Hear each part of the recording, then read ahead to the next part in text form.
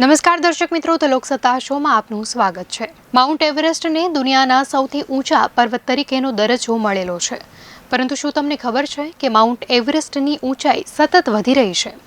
આખરે આ કેવી રીતે થાય છે તે જાણીને તમને આશ્ચર્ય થશે।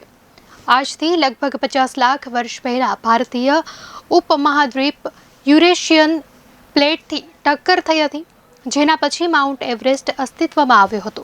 ત્યારથી માઉન્ટ એવરેસ્ટની ઊંચાઈ સતત વધી રહી છે।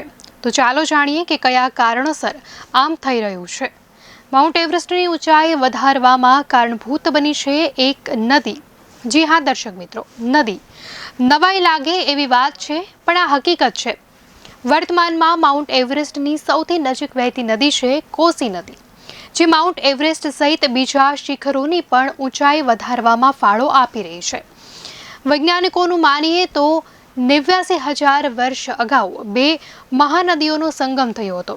માઉન્ટ એવરેસ્ટની સૌથી નજીક વહેતી નદી હતી અરુણ, જે સમય જતાં કોસીમાં ભળી ગઈ હતી, અને બંને નદીઓએ ધીમે ધીમે હિમાલયને કોતરવા માંડ્યો, અને એ કોતરકામને લીધે હિમાલય કપાતો ગયો, જેને પરિણામે વિશાળ ખીણનું નિર્માણ થયું। આ સમગ્ર ઘટનાક્રમ 89,000 વર્ષથી ચાલતો રહ્યો છે। શોધકર્તાઓનું કહેવું છે કે માઉન્ટ એવરેસ્ટની વધવાની પ્રક્રિયાને આઇસોસ્ટેટિક રિબાઉન્ડ કહેવામાં આવે છે। જ્યારે કોઈ ભારે વસ્તુ પૃથ્વીથી હટાવવામાં આવે છે તો તેની ઉપરની સપાટી ઉપર ઉઠવા લાગે છે। આવામાં જ્યારે કોસી નદી અને અરુણા નદીનું વિલન થયું તો કોસીનું વહેણ ઝડપી બન્યું અને તેની આસપાસના પહાડોને તોડવાનું શરૂ કરી દીધું।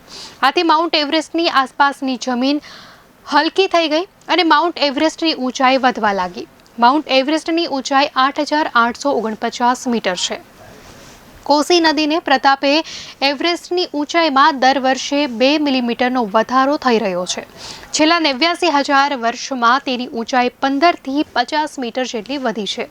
ભૂસ્તરશાસ્ત્રીઓનું કહેવું છે કે આઇસોસ્ટેટિક રિબાઉન્ડની અસર ફક્ત એવરેસ્ટ ઉપર જ નહીં, એના પડોશી શિખરો પર પણ થઈ રહી છે। આને લીધે વિશ્વનું 4થા નંબરનું સૌથી ઊંચું શિખર લોત્સે અને 5મા નંબરનું સૌથી ઊંચું શિખર મકાલુ પણ ઊંચા થઈ રહ્યા છે।